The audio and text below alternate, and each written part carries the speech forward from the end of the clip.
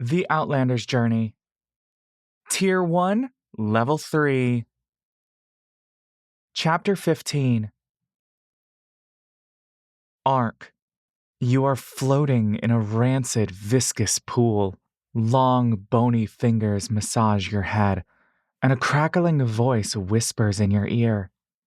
It is rare to find a soul linked to a deity, so pristine, so valuable, so exquisite. You attempt to squirm away, and claws pierce your wings. You open your mouth to speak, and you swallow a mouthful of acidic water. Coney! The voice sounds like Errol's. You haven't heard her say this name in so long. Coney, the whispering voice snickers. Now I know your true name. Once more you try to wriggle away, and your wings begin to tear apart, hot and sharp. Her life is in danger. Turn her away. The hands grab your beak and pull you out of the water. You breathe, realizing you've been holding your breath this entire time. You wish to scream, but your throat is hoarse. Airy, is all you can muster. Coney, are you close? Do you sense me? She and her companions will die. The children she travels with are in great peril. Command them to go back. Why is she in danger? Did I do this? For a moment, you see yourself kneeling for an altar, beholding an otherworldly entity, her hair dancing with fire and one hand extended to you, awaiting an answer. At no point did you consider how consequential this decision would be for Errol, how devastating your acceptance would be to her. A betrayal of trust that she quietly holds, even as she forces down the resentment. Airy, you cry out. You can't tell if you are speaking of your own volition anymore. Get out of here! He's this way, a different voice shouts. Sleep. Hands press your eyelids shut. Shh. You sense tremors deep below you, like running footsteps. Several people are running, but you instantly recognize Errol's footfalls, focused but terrified. The shaking grows louder and more violent. Her heart beats in sync with yours, and you know, for your sake, she will put her own life on the line. You, forever a burden, a thief. Don't come, you say. Good. You are pulled into the waters again, sinking deeper. Your ears pop. You can no longer hear or feel her. Now sleep. Drowsiness washes over you, and your heartbeat slows, rocked by the waves of the murky water. So this is how you'll go. All these times you thought you'd meet your end. So many close calls, one after the other. You wonder if you'll be remembered fondly. It's warm again, and dry. Sunlight peeks through familiar curtains, the ones in a home you haven't seen in so long. A soft spring breeze ruffles your feathers. Your arm is draped over Cree's body as he sleeps soundly. You nuzzle your beak into the crook of his neck, closing your eyes as you drift off once more. A door slams shut. You blink and you stand before him. He points at you, jabbing his talon into your chest. Your words are caught in your tongue, and you can't answer his question. Tears well up in his eyes, and he turns to go. You grab his wrist. Please, Cree, I do love you. I do. Then what is she to you? Why can't you answer such a simple question? She's my best friend. I told you over and over, and you don't believe me. I see the way you are with her. It's so clear you're happier. I'm happy with you too. Then why is she more than a friend? How do you put to words the exact nature of your closeness with Errol? From the moment you first spoke with her, you felt a kinship, a linkage of your souls, This sense that she would always be a part of your life because she is you. Wherever she goes, you follow without hesitation. It's not romantic in nature, but you can't call it a mere friendship either. I do love Ari, of course I do, but it's not the same as how I love you. The door slams again. At the altar of the temple, you stand before Saranre's fire. It flares up and envelops you. Do you accept? You hear. Her arms are extended to you. You reach your hands out. You watch as her face transforms into that of Errol's. The vision you had in that moment of acceptance.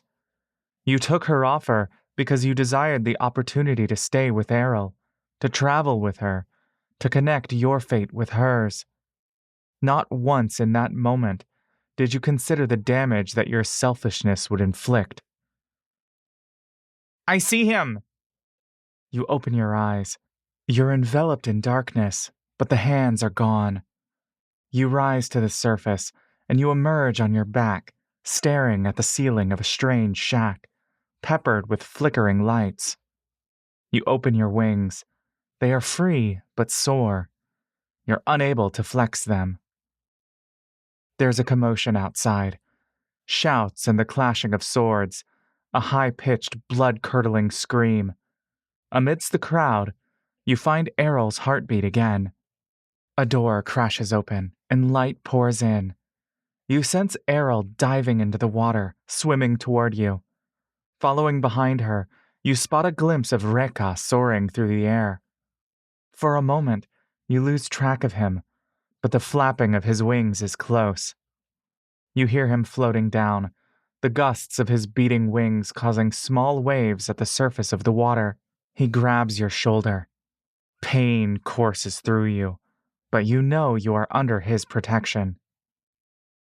Got you, he says. Water splashes onto your face, and Errol emerges from the surface. Her hands press against your back, pushing you further upward. Once more, the dull ache runs through your body. You cry out again. The light goes. Standing by the doorway is a looming shadow. Don't touch him! The voice is ear-piercing and garbled. You hear scampering across the water, which laps over your face and torso. Reka lets go, hovering above you. He pulls out an arrow from his quiver, cocking it. The arrow releases with a whistle, hitting. The voice screeches so loudly that it reverberates in your head. Errol dives into the water, paddling her legs just beneath you. Her arm snags on something, an invisible strand that is tying you down. She tugs at it, and you feel your foot kick in response. Another source of light shines upon your face, and you hear Laurel's voice call, Hey, over here! You gaze up and find the strings tied to you now illuminated by this strange light. You crane your neck to see her, and you find a screeching creature, skin bursting with boils, long hair dripping over its face, clutching the arrow piercing its chest. It pounces on Reka, body slamming him down against the surface of the water as though it is made of stone. Errol rises to the surface, and you hear the metallic drawing of a blade. She grabs onto the creature's arm and carves the scimitar deep into its shoulder. A trail of firelight sizzles against the boiling, macerated skin. By the entrance, Laurel unfurls a scroll and declares an incantation. The air shifts, and suddenly there is the sound of shattering glass. The threads holding you down break apart and disintegrate. At the very same moment, an explosion shoots out of Laurel's hand, hitting the hideous creature directly through the skull. It crumples and sinks down into the water, screaming its last breath. Errol splashes back into the water. Coney, can you move now? The pain has softened a bit. You attempt to kick. Everything still hurts.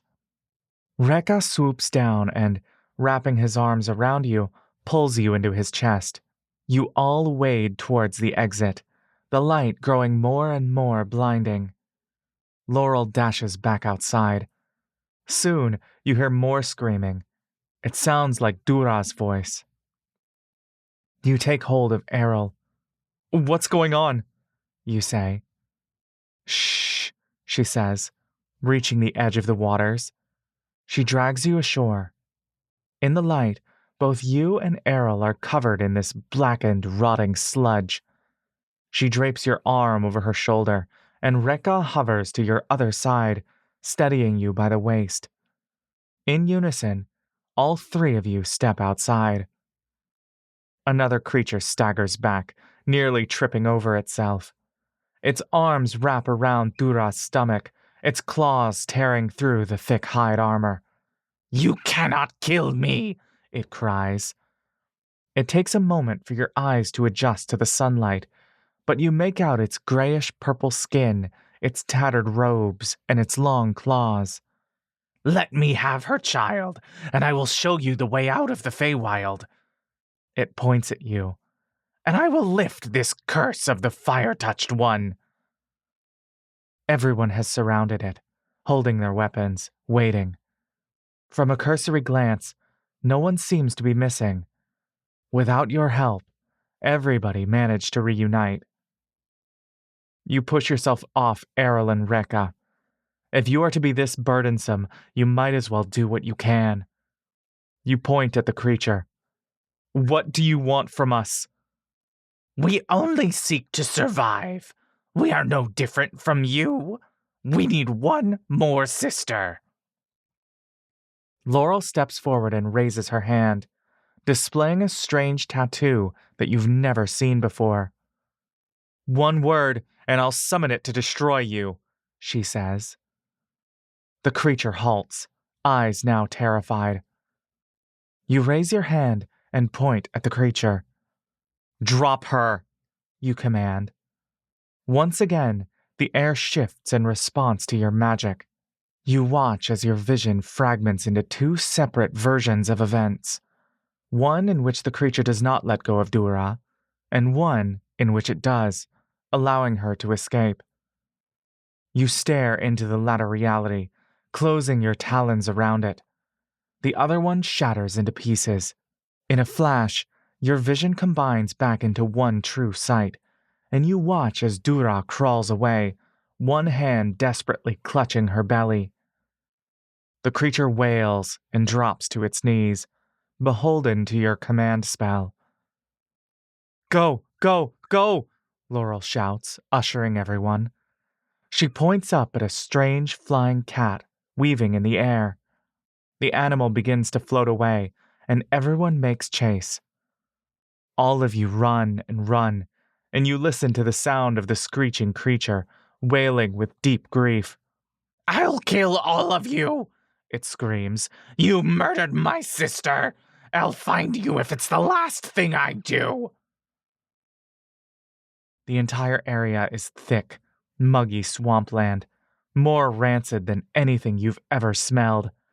Sticky, heavy mud squelches beneath your feet. Rekka takes flight, holding you steady and softening your footfalls.